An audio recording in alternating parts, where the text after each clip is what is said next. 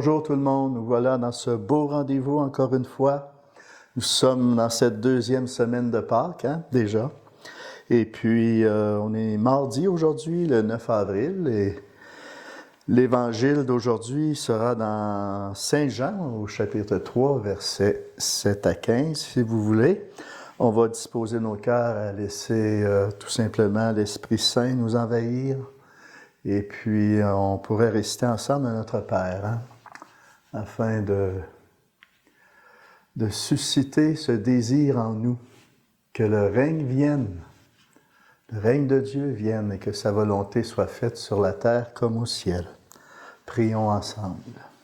Au nom du Père, du Fils et du Saint-Esprit. Amen. Notre Père qui es aux cieux, que ton nom soit sanctifié, que ton règne vienne, que ta volonté soit faite sur la terre comme au ciel. Donne-nous aujourd'hui notre pain de ce jour. Pardonne-nous nos offenses comme nous pardonnons aussi à ceux qui nous ont offensés. Et ne nous laisse pas entrer en tentation, mais délivre-nous du mal. Amen. Au nom du Père, du Fils et du Saint-Esprit. Amen. Et donc, pour rater ce règne de Dieu en nous, dans nos vies, dans l'Église, quoi de mieux que méditer la parole de Dieu? Le Seigneur soit avec vous. Évangile de Jésus-Christ selon Saint Jean. Gloire à toi, Seigneur. Alléluia, Alléluia,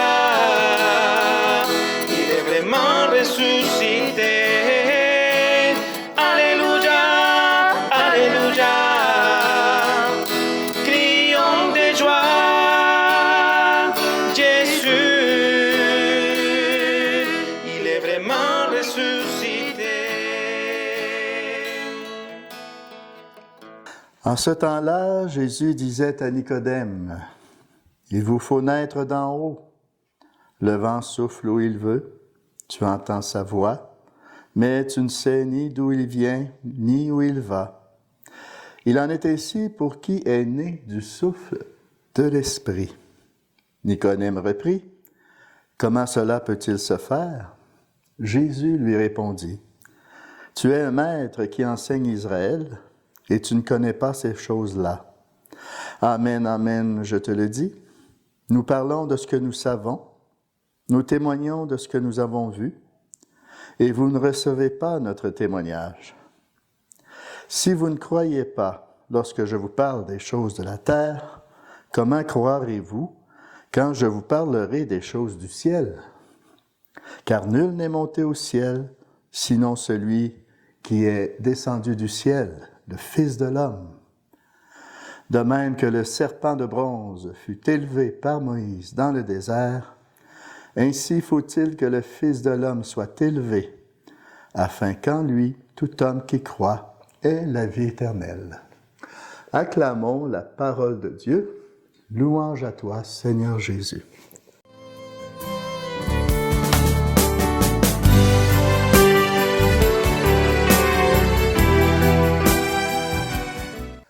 Quel beau texte, chers amis, encore aujourd'hui.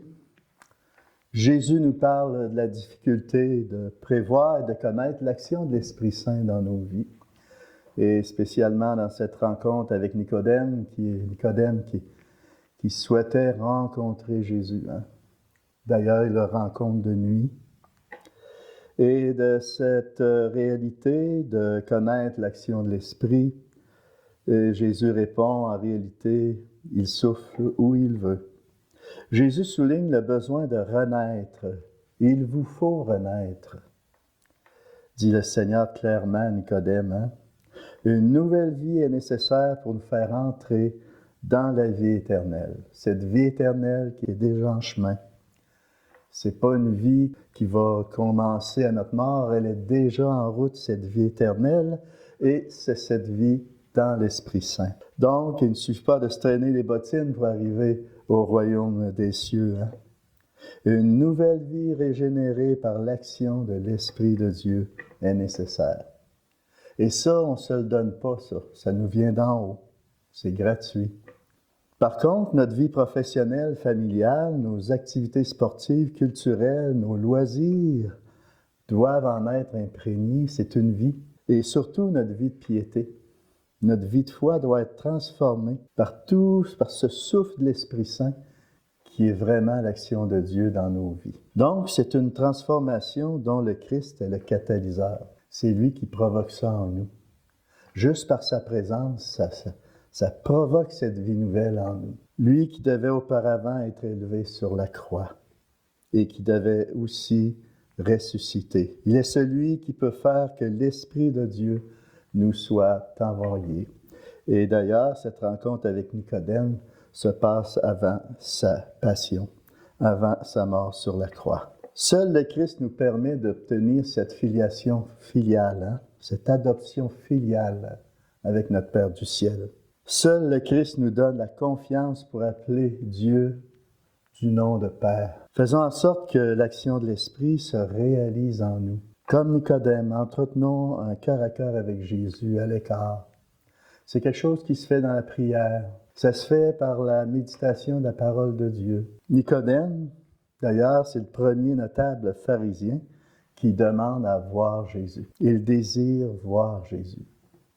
Je ne sais pas comment ça résonne en vous. Je veux voir Jésus. Est-ce que je m'approprie ce désir-là? Est-ce que j'ai ce désir-là en moi de voir Jésus? Pour être plus réaliste, de le reconnaître dans ma vie. De le reconnaître dans mon quotidien. C'est quelque chose de fascinant, même aujourd'hui. Donc, Nicodème, c'est l'homme du premier pas. Le premier des notables à demander comment atteindre le royaume de Dieu. C'est aussi à chacun d'entre nous que revient de demander d'être en ce jour le premier à connaître cette vie pascale. On est dedans, présentement, on est dans le temps pascal. Ce temps de cette vie dans l'esprit, dans cette vie intérieure qui nous est proposée et à laquelle nous sommes appelés à renaître chaque jour. C'est l'esprit de notre baptême, cet Esprit Saint qu'on a reçu à notre baptême. Mais est-ce qu'on a le désir de renaître à chaque jour dans ces temps difficiles pour notre foi? Est-ce qu'on a tendance à se laisser éteindre par ce qui paraît du dehors, dans tout ce qui arrive dans notre diocèse ou dans tout ce qui arrive dans l'Église du Québec? Est-ce que je crie vers le Seigneur pour que l'Esprit Saint puisse venir brûler en moi, afin que je puisse devenir un témoin authentique, un témoin qui puisse refléter cette image et cette ressemblance de Dieu dans ce monde qui en a tant besoin? Est-ce qu'on a envie d'entrer dans cette joie que Nicodème a dû ressentir dans ce cœur à cœur avec Jésus, à l'écart? Chaque baptisé, dit le pape François, je termine avec ceci, est porteur du Christ. Toi et moi, nous sommes les porteurs de Dieu. Les porteurs du Christ qui ont rencontré le Christ comme Nicodème, comme la Samaritaine, comme les lépreux qui ont été guéris. Tous ceux et celles qui ont vécu cette rencontre avec lui ne pouvaient pas garder pour eux-mêmes cette expérience-là. Ils ont ressenti le désir de la partager, de la faire connaître, pour en conduire d'autres vers le Christ, vers cette rencontre personnelle qui nous est possible encore aujourd'hui. Cette vie est à notre portée pour chacun et chacune d'entre nous et pour tous ceux et celles que nous côtoyons. Demandons-nous aujourd'hui si ceux qui nous rencontrent perçoivent dans notre regard, dans nos gestes, dans nos paroles. Est-ce qu'ils reconnaissent, est-ce qu'ils perçoivent dans notre vie la chaleur de notre foi? Est-ce que ça paraît que je suis croyant? Est-ce que ça paraît que je suis en amour avec le Christ? Et s'ils voient sur notre visage la joie de renaître chaque jour à l'Esprit qui fait en nous toutes choses nouvelles. Amen.